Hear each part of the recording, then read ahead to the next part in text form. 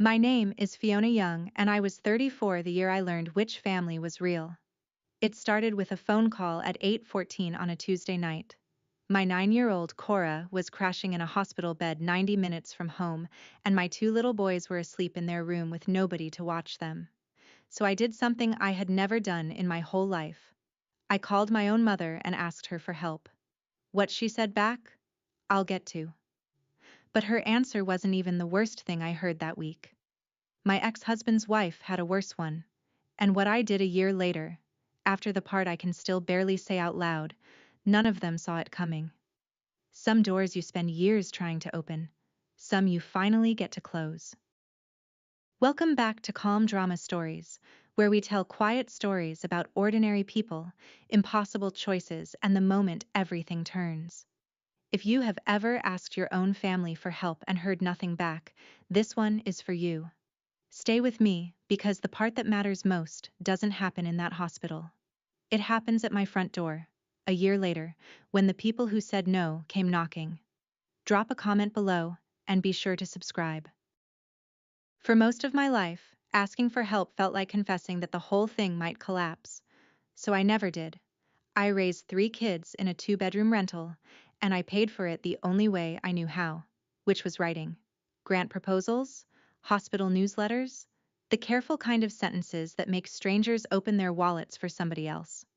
I drafted everything in pencil first.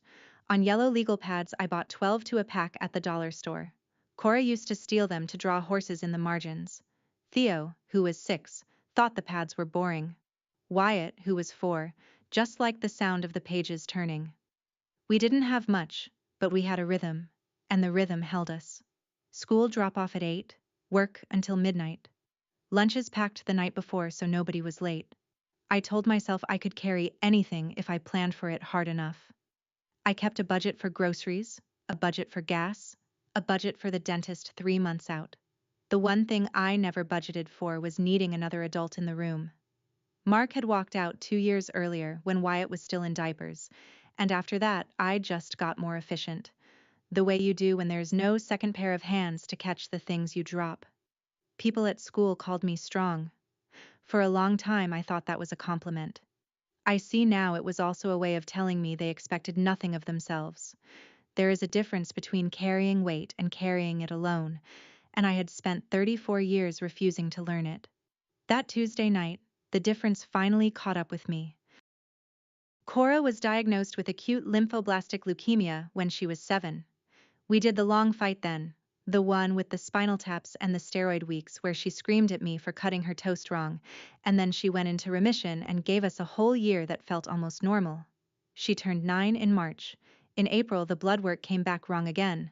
The oncologist used the word relapse, and then she used softer words around it, but I had written enough medical copy to know that a relapse after the first remission is the harder road, the one with fewer turns left in it. They wanted her admitted for an intensive block of chemotherapy. The hospital with the pediatric oncology unit was 90 minutes away, straight up Route 9, and Cora needed a parent at the bedside, which meant me. Here is the part nobody tells you. I am a freelancer. Freelancers don't get the 12 weeks of job-protected leave that other parents can use, because that law only covers employees. And I employ myself. There was no paid time off. There was no bank of sick days. Every hour I sat beside Cora's bed was an hour I wasn't earning, and I had 2 clients quietly drifting toward other writers who answered their emails faster. So the math was brutal and simple. I had to be in 2 places 90 minutes apart, and I had only one body to do it with. Theo and Wyatt couldn't stay alone, and with me living at the hospital, my income had already dropped by half. Full-day care for 2 boys ran close to $400 a week, more than I was clearing now that the work had dried up. A good week, before all this, had covered rent, 3 kids, and a little set aside. There hadn't been a good week since April. I sat in the hospital parking garage that first night and counted the gas in dollars instead of gallons. Then I did the thing I had sworn I would never do. I started a list of people I could ask. There was exactly one name at the top. My mother's name is Diane. She had me when she was 26, and she has spent every year since reminding me what that cost her. She gave up nursing school. She told the family at every holiday, because of the pregnancy, which was me. She kept a ledger in her head of everything she had sacrificed, and the balance was always running against her children. I knew all this, which is why my hands were sweating when I dialed her at 9 that first night. I kept it short. Cora was back in the hospital. I needed help with the boys for a few weeks, even just the mornings, even just sometimes. There was a pause on the line that lasted long enough for me to hear my own pulse. Then she didn't say no. She did something worse. She started asking questions that were really accusations. How long would this go on? Whether I had thought any of this through when I decided to have 3 children I couldn't afford. Whether the writing was ever going to turn into a real job, or whether I planned to lean on everyone else forever. I stood in the garage stairwell and felt myself getting smaller. I said, "Mom, she has leukemia." I said, "I'm not asking for money. I'm asking for someone to be in the house while my babies sleep." And Diane took a breath I recognized from childhood, the one she takes right before she says the thing she has been holding behind her teeth. I gripped the railing and waited for it. I told myself, whatever it is, you can take it. You have always been able to take it. I was wrong about that too. What she said was this: "You chose this life. Don't make it ours." I didn't answer right away because the sentence kept unfolding in my head, getting bigger the longer I held it. You chose this life. As if Cora's marrow had taken a vote, as if the boys had filled out an application. My mother kept talking, the way she does when the silence frightens her, listing all the reasons it wasn't her job. She and my father were retired now. They had their routines, their garden club, their cruise deposit that was non-refundable. My father, Roy, was somewhere in the background of the call, and I could hear the television and the particular quality of his quiet, which is the quiet of a man who has decided that saying nothing is the same as staying clean. He didn't pick up the other phone. He didn't call me back later. In my whole childhood, I had watched him do this, fold himself smaller behind whatever my mother decided, and I had told myself he was gentle. That night, I understood gentle was just the word we used so we wouldn't have to use the real one. I said, "Okay." I don't know why I said okay. Maybe because there was nothing left to negotiate, and a person can only stand in a stairwell begging for so long before the begging starts to cost more than the help would have been worth. I hung up. I drove home at midnight, 90 minutes down a dark Route 9, and I let myself into a quiet house where my sons were sleeping safely only because I had paid the neighbor's teenager $40 I didn't have. I sat on the floor of the hallway. I did not cry. I started making a different list. We had a family group text. My mother named it the Youngs years ago, with a little blue heart, back when she still wanted people to think we were close. By that week, it had become the place I watched my family choose other things. I sent a message into it the next morning, careful and small, the kind of message you write when you already know the answer, but you owe it to yourself to ask out loud. Cora's back in the hospital for a few weeks of treatment. If anyone can take Theo and Wyatt even one afternoon, it would help more than I can say. I watched the little word appear under it. Delivered. Then, a few hours later, read. My mother had read it. My father had read it. My aunt in Ohio had read it. Nobody typed the 3 dancing dots. Nobody typed anything at all. What they did do, that same afternoon, was post in the other family chats and on their pages, where I could still see them, because that is the particular torture of modern life. My mother liked a cousin's vacation photos. She left a comment on somebody's banana bread, 3 exclamation points, a recipe request. She was awake. She was reachable. She was choosing, in real time, with her thumbs, where her attention would go, and it was not going to the message about her granddaughter's cancer. I stopped expecting a reply. Red receipts, I learned that week, are their own kind of answer. They just don't have the decency to say the words. I put the phone face down on the cafeteria table, next to a coffee I couldn't taste, and I told myself there was still one more number I hadn't tried. The last number on my list was Mark. He is Cora's father. He is Theo's father and Wyatt's father too, in the technical way that biology insists on even when nothing else backs it up. He had moved an hour in the other direction and married a woman named Brielle the spring after our divorce, and they had a new baby and a new house with a porch I had only seen in the background of photos. I did not want to call him. I called him anyway, because Cora was his daughter and there are some things you have to do even when your pride is screaming. Brielle answered his phone. I heard the baby behind her, and a kitchen, and music. I said who I was, even though she knew. I said Cora was in the hospital, that it was serious, that I needed help with the younger two so I could stay with her. There was a small laugh, the kind that isn't a laugh. Then Brielle said the sentence I would carry for a year, light as anything, like she was reading it off a cereal box. You're just a poor writer, deal with it. The line went muffled, like she'd put a hand over it, and then Mark came on for exactly one sentence. Now's not a good time for us, he said. Not a good time. For them.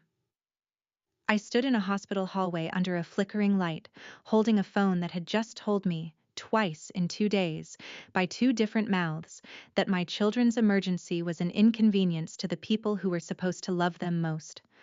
I hung up. I went back into Cora's room. She was sleeping. I picked up a yellow legal pad and a pencil and I started to plan. So I built a life out of duct tape and willpower, and for a while it held. Barely, but it held. The neighbor 2 doors down, Mrs. Lindqvist, was 78, and widowed and lonely in the specific way that makes a person generous. She took the boys most mornings and refused the money I tried to leave on her counter, so I started leaving it folded inside her newspaper instead. The hospital social worker, a calm man named Dennis, got us a room in the family lodging near the unit, the kind of place built for parents who can't afford a hotel and can't bear to drive home. I worked in the hallway outside Cora's room at 2 in the morning, laptop balanced on my knees, writing newsletters for a cardiology practice while a machine beeped behind the door. Dennis asked gently whether I had family who could spell me. I said they were busy. I didn't explain. There was a version of all this where I lied my way into more aid, exaggerated the numbers, left out the small freelance checks that still trickled in, and I thought about it, sitting there at 2 a.m. with my bank app open. But I have a thing about lying, even to systems that lie to me first, so I told the truth on every form, and took only what the truth qualified me for. It wasn't enough. It was never going to be enough. I sold the second car. I canceled the dentist. I learned which gas station off Route 9 was 4 cents cheaper, and I planned my fill-ups around it like it mattered, because it did. And every night, before I let myself sleep in the chair, I checked my phone one more time. The thread stayed silent. I stopped being surprised. The oncology floor has its own clock. The world outside runs on mornings and weekends, but in there the day turns on lab draws and vitals and the long hush between 3 and 5 a.m. when the hallway empties, and you can hear the building breathe. That's when I wrote. One night a nurse stopped at the edge of the light. A woman about 50 with reading glasses pushed up into gray hair and a name tag that said, Angela. She looked at the legal pad on my knees, at the pencil, at the cardiology newsletter I was pretending to care about. She didn't ask what I was doing. She just said, you should eat something. There's pudding in the family fridge that nobody fights over, the vanilla. That was all. No advice, no questions about who was helping me, no head tilt of pity. I had grown allergic to the head tilt that week, the way people aim sympathy at you like it's a favor. Angela didn't do it. She came back 20 minutes later with 2 vanilla puddings and set one beside me without a word, and she ate the other standing up, watching the empty hall, like we were 2 people on the same long shift. Inside the room, Cora was awake and bossy, even sick, directing a video call to her brothers. Theo, hold the phone higher, she ordered. Wyatt, that's not how you build it. She was the kind of big sister who ran the whole operation from a hospital bed with a port in her chest. I watched her tell Wyatt he was doing the blocks wrong, and I thought, that is a girl who has plans. I did not yet understand that Angela was going to matter. I thought she was just the nurse with the pudding. I was wrong about that. In the good direction, for once.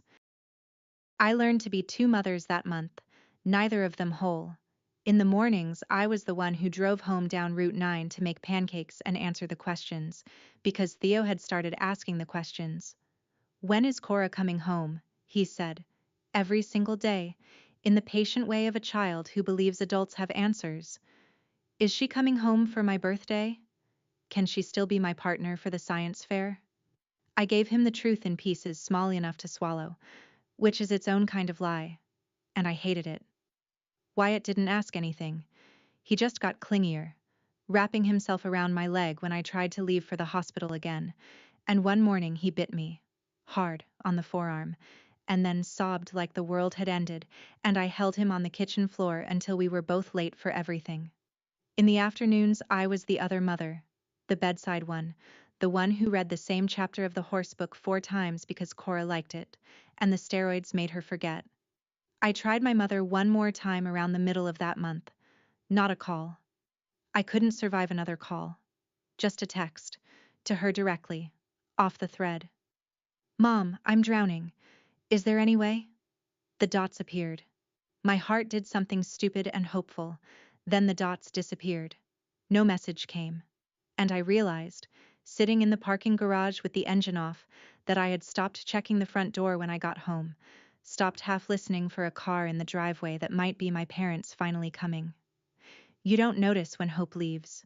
You only notice later that the listening has gone quiet. That's its own kind of grief, and it arrived before the real one did. I want to stop here a second, because I know some of you are in a hospital chair right now, or you were once. If you've ever slept folded in half beside someone you love while the people who should have shown up stayed home, leave one word below for me. Just one. Here. I read them all, and I'll know what it means. And if you want to see how this turned, subscribe and stay with me. Now back to it. The same week I sent my mother that text, the one she watched and didn't answer. I made the mistake of scrolling the family thread instead of closing the app. My mother had posted there after all. Not to me. A photo. The garden club? A dozen women in pastel cardigans around a long table, little sandwiches, a banner that said spring luncheon. My mother in the center, laughing, a glass of something pale in her hand. The caption said, "So blessed by my girls. 41 likes." I stared at it longer than I should have. There was a date stamp on it, small and gray at the bottom, and something about that date snagged in my mind and wouldn't let go, the way a splinter you can't see still tells you exactly where it is. I didn't chase it that night. I was too tired, and Cora needed her 4 o'clock meds, and tired wins over splinters. But it stayed in me, that little gray date, waiting. I would chase it down soon enough. I wish I never had. It was a few days later that Cora spiked a fever in the night. The dangerous kind. The kind that empties a room of calm and fills it with people in gloves. Her temperature climbed and the line on the monitor went jagged, and there was a stretch of 2 hours where the word they kept not saying sat in the room with us anyway. I needed someone, anyone, to be at the house, because if this turned into the worst version of itself, I could not leave Cora to drive home to the boys, and I could not bear for the boys to wake to a stranger. I called my mother at 8:14 that night. It rang out. I texted. Nothing. By morning, Cora had stabilized, and I was hollow with the kind of relief that feels like grief's cousin. It was that morning, in the family lodging, with cold coffee and the boys safe because Mrs. Lindqvist had answered her phone on the first ring, that I finally chased the splinter. I opened the thread. I found the garden club photo. I checked the small gray date and time. The luncheon photo had been posted at 8:14 in the evening. The exact minute I had been standing over my daughter's bed, dialing my mother, listening to it ring and ring and ring. And below it, because I am a thorough person and grief makes you thorough, I found Brielle's public story from the same night. A wine bar. 2 glasses, clinking. The caption, date night, with a little heart. Same hour, same earth. My daughter on fire in a hospital bed, and the 2 women who could have come were holding up drinks for the camera. I didn't scream. I didn't cry. I set the phone down on the bedspread, very gently, like it was something that might break, and I made a decision that I had been circling for weeks. I stopped asking. not out of pride, out of arithmetic. You can't keep withdrawing from an account that has never once held a dollar for you. After that morning, something in me went quiet and clear. I stopped spending my heart on the people who weren't coming and started spending all of it on the one who was running out of time. I will tell you, those next weeks were not what you would expect. They were, in their strange way, almost happy. When you stop waiting for a rescue, you stop watching the door. And when you stop watching the door, you finally see what's in the room. What was in the room was Cora. We painted her nails in the bed, a different color on every finger because she couldn't decide, and she told me her opinions on everything, which were strong. We made the boys laugh on video calls until Wyatt fell off the couch. We read the horse book and a second horse book, and started a third. One evening, Angela came off her shift, still in her scrubs, and left something on the windowsill of our lodging room. It was a casserole dish, glass, with a blue lid, warm, a note rubber banded to the top. From the floor staff it said, though I would learn later there was no floor staff fund, that it was just Angela and her own kitchen and her own Sunday. We ate it at the little table, the three of us on a video screen and Cora and me with real forks, and it was the first warm food someone had made for me in longer than I wanted to count. I washed the dish that night and meant to return it. It sat by our door for weeks. I kept thinking I'd hand it back when things settled down. For 3 weeks, I almost let myself believe things would settle down. I didn't know we were running out of weeks. I didn't know the casserole dish would still be by my door when everything ended. The treatment that was supposed to buy her time stopped working the way they hoped. I won't walk you through the medicine. If you've been there, you don't need me to. And if you haven't, I'd rather you didn't have to picture it. What I'll tell you is how she was, because that's what I get to keep. She stayed bossy. She stayed funny. 2 days before the end, she made me promise, with a seriousness that flattened me, that I would not let Wyatt eat her candy, the secret stash in the shoebox under her bed, because Wyatt did not appreciate good candy and would just chew it wrong. I promised. I would have promised her the moon. She asked me strange, clear questions in those last days, the kind kids ask when they've gotten ahead of the adults. She asked if it would hurt. I told her the truth, that the doctors had medicine so it wouldn't, and she nodded like a manager approving a plan. And once, when she caught me writing on the yellow legal pad in the chair, she asked, "Mama, are you sad when you write about me?" I hadn't told her I was writing about her. I wasn't sure I had even told myself. But she'd seen me looking at her over the top of the page, and kids see everything. I said, "Sometimes, but mostly I'm glad, because it means I get to keep you on paper too." She thought about that. "Then write the good parts," she said. "The horsebook parts, not the hospital parts." "Okay, baby," I said. "The good parts." She closed her eyes. I sat with the pencil not moving in my hand, and I understood that she had just told me, without either of us saying it, that she knew. She was 9 years old. She knew, and she was managing me, gently, the way she'd managed her brothers from that bed. I let her.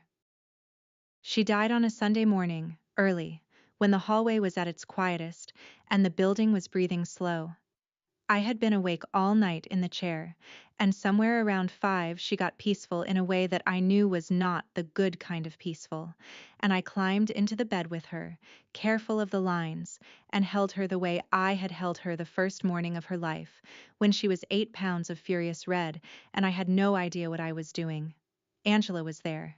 She had stayed past the end of her shift without making a thing of it, the way she did everything, and when the monitor's sound began to soften and stretch, she reached over and turned the volume down so the last minutes belonged to us and not to the machine. I won't tell you the rest. It's mine. I'll tell you only that there was a moment after, when the room was very still and the sun was just starting to come gray through the blinds, and a young resident asked me, kindly, if there was anyone they could call for me, anyone who should be here. And I almost laughed, because the honest answer was no. The people you call are the people who come, and I had learned that month exactly who came and who watched the phone ring. I shook my head. Angela put her hand on my shoulder, just for a second, and then went to do the things that have to be done. I looked down at my hands, which had spent 9 years learning the exact weight of this child, and I picked the only true sentence I had out of the wreckage of that morning. I gave it all to her. Everything I had, I gave it to her. Then I folded the yellow legal pad closed, and I went out to find a phone, because I had 2 sons at home who did not know yet that their sister was gone. The days after a child dies don't move like days. They pool. I remember pieces. Telling Theo, and the way his face did something I never want to see again, and Wyatt not understanding and then understanding all at once 3 hours later in the bathtub, which is where 4-year-old grief apparently lives. I remember the casserole dish still by the door. And I remember the funeral, because that is where my family finally appeared. They came in dark clothes and louder grief than I had heard from them in years. My mother cried the hardest in the whole room. She gripped people's hands at the door and accepted their condolences, as though she had spent that month at the bedside instead of at a garden club luncheon at 8:14 on the worst night of my life. I heard her tell a cousin, in the low, holy voice people use at funerals, "We did everything we could. Everything we could." I stood 10 feet away holding my son's hands and I did not correct her, because you do not fight at your daughter's funeral. And because some part of me understood that the lie was the only way she could stand in that room at all. Brielle sent a wreath. It was enormous. White lilies. The most expensive arrangement in the room, with a ribbon that said, "Beloved Cora," in gold. She and Mark did not come. The wreath came. I had it moved to the back. My father stood by the wall the whole time, not talking to anyone, his eyes wet, his hands useless at his sides, and for 1 second our eyes met across the room, and he looked away first. Their presence at that funeral was colder than their absence had ever been. At least the absence had been honest. I'm going to be honest with you about the week after the funeral, because the title of this video promised you honesty and I won't cheat you of it. There was a night, maybe 4 or 5 days after we buried her, when I sat at the kitchen table after the boys were asleep, and I did not want the morning to come. I won't dwell on it. People who have stood in that particular dark know exactly where I'm pointing, and people who haven't don't need a map. I'll just say that the bottom of grief is a real place, and I was at it, and the world had gone very small and very quiet and very tempting in its quiet. What pulled me back was a sound. The house was silent the way houses are at 2 a.m., and into that silence came the sound of my son's breathing in the next room. Theo's heavier breaths, and Wyatt's quick little ones, out of sync, the way they always slept. I sat there, and I listened to them breathe. 2 boys who had already lost their sister, who had a father who said now's not a good time, and grandparents who watched the phone ring. If they lost me too, they would have no one. I had spent a month learning that the only person who reliably showed up for my children was me, so I decided to keep showing up. Not because I felt strong, because they were breathing, and I was their air. 1 week after Cora died, I heard a knock at the front door. I almost didn't answer it. I was not fit for company, and I assumed it was a neighbor with another lasagna, because grief in our town arrives in foil pans. But the knock came in again. Patient, not pushy, and something made me get up. It was Angela. Off shift, in regular clothes, which I had never seen, jeans and a cardigan that made her look like somebody's actual aunt instead of the woman who had turned down a monitor so I could say goodbye in peace. In her hands she had 2 things. The first was a casserole dish, glass with a blue lid, the same shape as the one still sitting unwashed by my door, because of course she made more than one. The second was a notebook. Plain, black cover, the cheap kind from the drugstore. Brand new, the price sticker still on the corner. She didn't come in. She stood on the step and she said, "I know it's not my place." I said it was. That she was about the only person whose place it was. And she held out the notebook, and she said the thing that turned my whole life. "You kept writing at 3 in the morning for a reason," she said. "Even when you were too tired to see straight, you wrote. So write it down, even the parts you can't say out loud, especially those." I took the notebook. I didn't promise her anything. I wasn't capable of promises that week, but I held that cheap black notebook in both hands on my own front step. The same step where a year later a very different group of people would stand knocking, and something in my chest that had been clenched for a month loosened by exactly one notch. I didn't write that night. I wrote the next morning, before the boys woke up, in pencil, on a yellow legal pad, because some habits are older than grief. The first sentence I wrote was true, and it was small, and it was about the toast. How she screamed at me, at 7 years old on steroids, for cutting her toast into squares when she had clearly, obviously, wanted triangles. I wrote it because it was the kind of memory that doesn't make it into the speeches, the kind that's too ordinary and too alive to fake. Once I had one true sentence, I could find the next one. I wrote the horse book. I wrote the nail polish. Every color on every finger. I wrote the way she ran her brother's lives from a hospital bed. And yes, I wrote the hospital parts too, the ones she told me to leave out, because she was 9 and she was wrong about that, and because the only way I could carry them was to set them down on paper. I wrote about the phone ringing at 8:14. I wrote the garden club photo and the wine bar and the date stamp. I wrote, "You're just a poor writer. Deal with it," exactly as Brielle had said it, because writing it down was the first time I'd been able to look at it without flinching.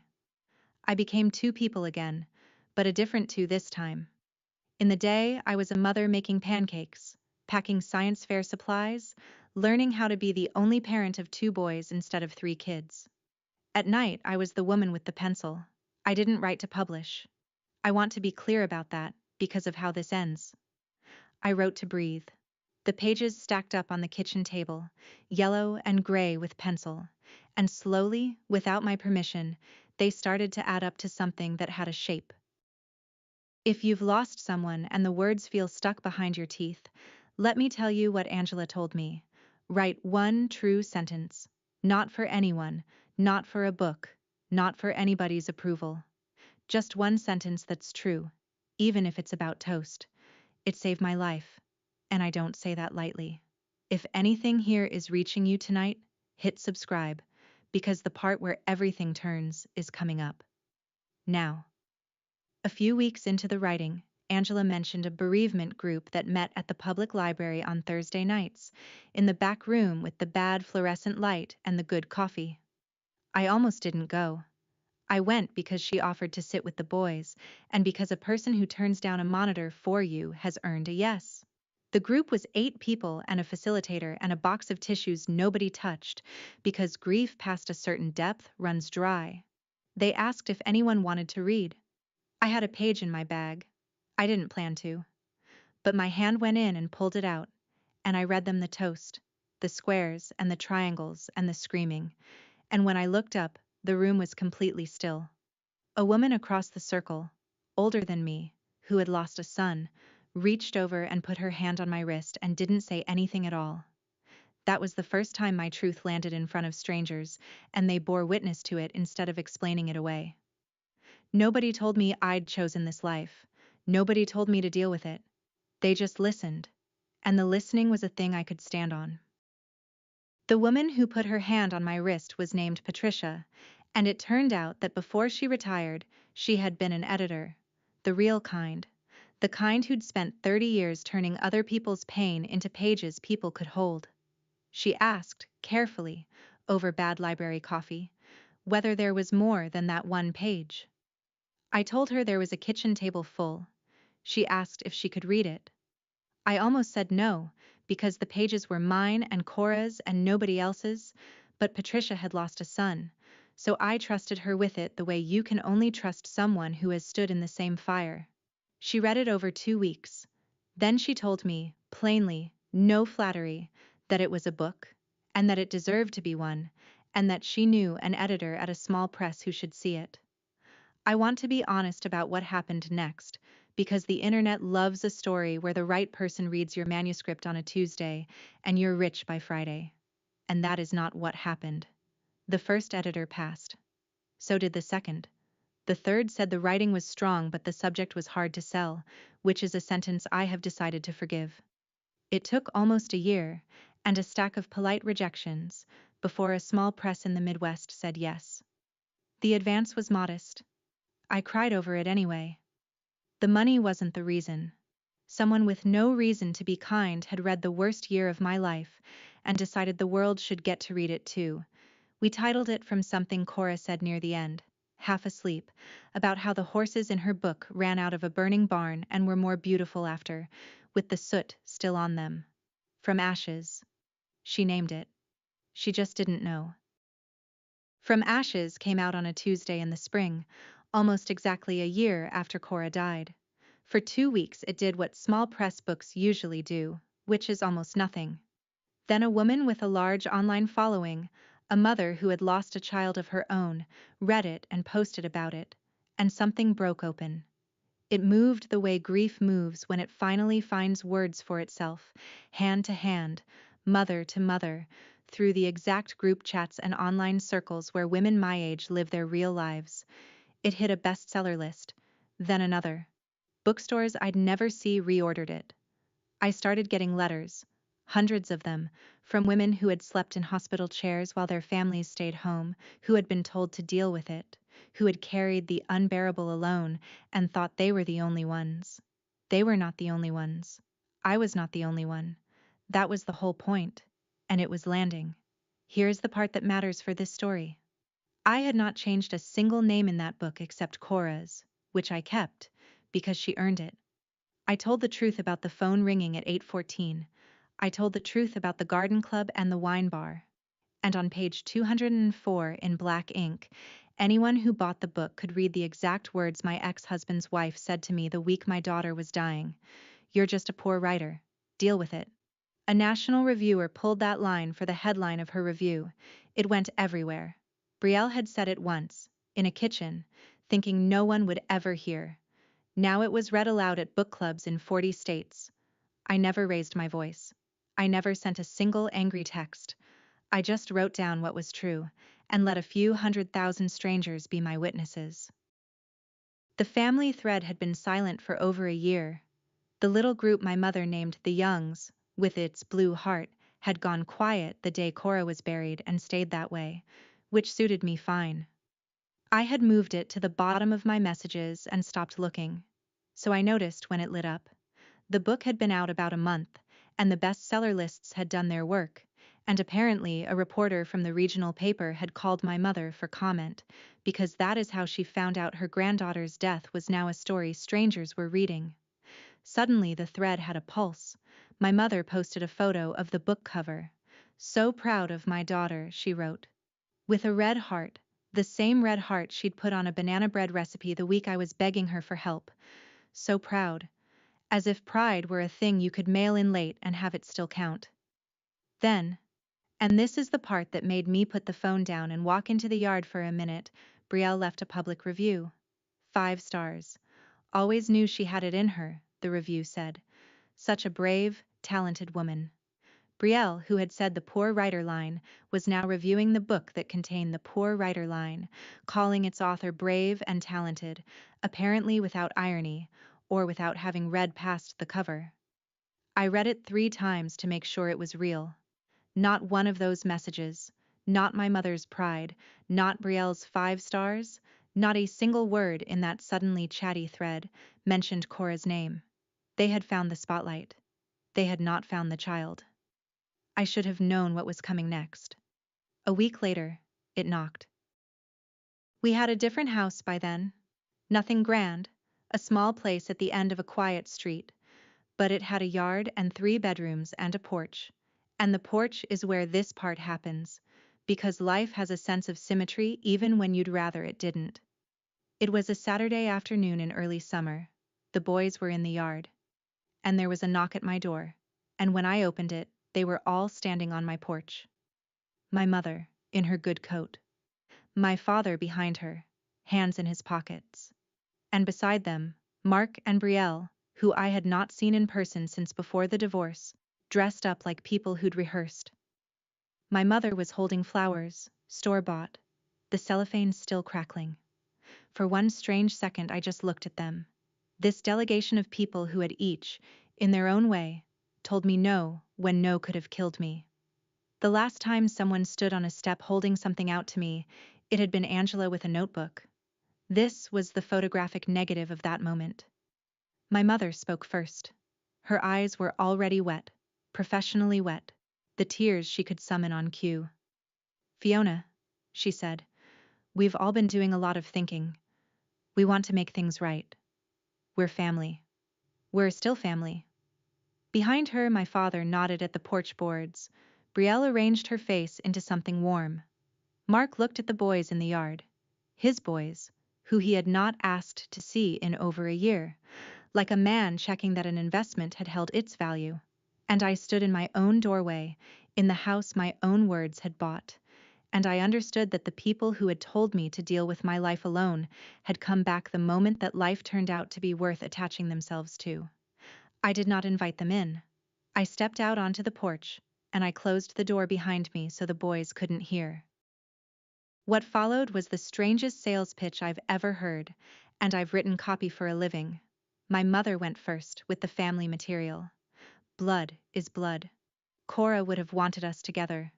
She used my dead daughter as a closing argument, and I let her keep talking, because people tell you exactly who they are if you give them enough quiet. Then it got specific, the way these things always do. There was mention of the book, of how nice it would be if the next one had some of the good family memories in it, the holidays, as if there had been good holidays. There was a soft suggestion from Mark this time that with everything going so well for me now, surely we could be reasonable about helping each other out. Between family. There it was. The ask. The same word. Help. That I had spoken into a stairwell at 9 p.m. a lifetime ago, now coming back at me from the people who had refused it. Except, now there was money in the room. So suddenly, help was a thing families did for one another. And then Mark said the thing that ended the conversation, though he didn't know it. He said he'd been thinking he should get to see Theo and Wyatt regularly, that it wasn't right for a father to be cut off. And Brielle, beside him, went very still, and a look passed between them that I recognized, because I had heard it a year before. "Now's not a good time for us," he'd said then, on the phone. Us. A whole year of silence, and the first time it cracked, he flinched toward his wife instead of his sons. I didn't have proof of how the wall got built, and I found I didn't need it. Whatever the arrangement between them was, the man had let himself be kept from his own living children for a year, and only wanted back in now that their mother was somebody. The injustice of that, aimed at my sons, was the one thing in the whole performance that moved me. Brielle must have felt the temperature change, because she stepped forward with her warmest smile and said, "Fiona, listen. We never meant that whole poor writer thing. That was a hard day for everyone. We never meant it." I almost admired the nerve. Here is the thing I had learned. The thing the whole terrible year had taught me. The thing I'd put on page after page. You do not have to match someone's volume to win. I did not yell. The angrier and more frightened they got, the quieter I went, because I no longer needed anything from any of them, and a person who needs nothing from you is the one person you cannot control. I said evenly that I appreciated them coming, and that the answer was no. No to the next book. No to the holidays. No to the help between family. My mother's professional tears dried up fast when they weren't working, and the real thing underneath came out, which was rage. "After everything I sacrificed for you," she said, her voice climbing, "you're going to stand here and abandon your own mother?" Abandon? The woman who watched my texts go unanswered for a month was accusing me of abandonment on my own porch. Brielle started in too, talking fast about how unfair I was being, how I was punishing a baby, her baby, for grown-up problems, how I'd put their private business in a book to humiliate them.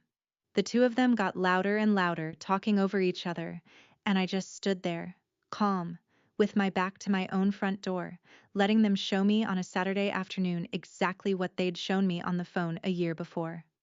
Mark said nothing. Mark always says nothing.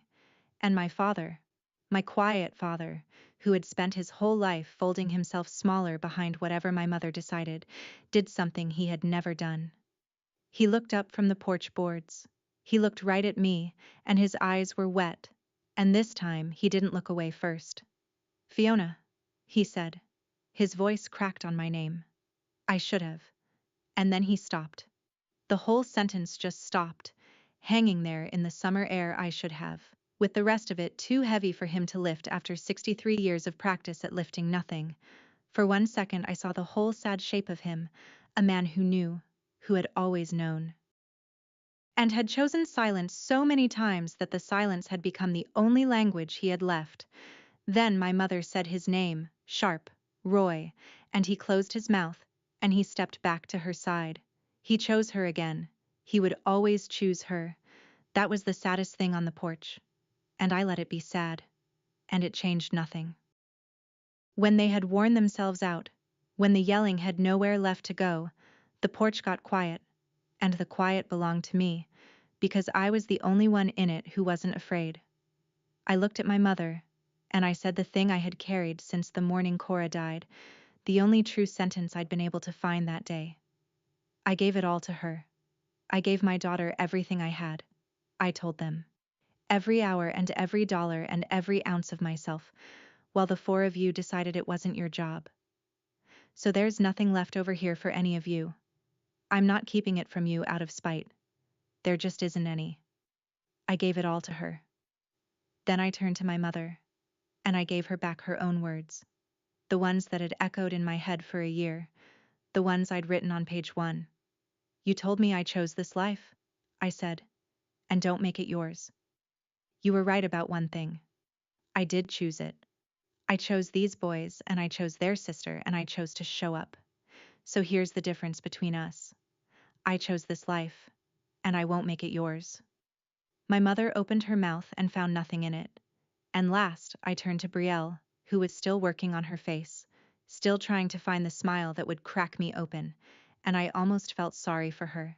Standing on my porch insisting she never meant a thing she'd built her whole comfortable year on. You want to know what I really think? I told her, and she leaned in, hungry for it. I think you can read it the same as everyone else. It's in the book. Page 204.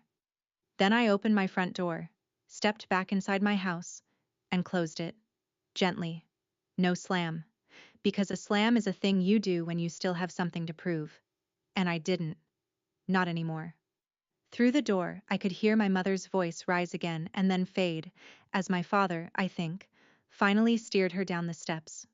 In the yard, through the window, Theo was pushing Wyatt on a swing we'd hung from the one good tree, and neither of them had heard a word of it.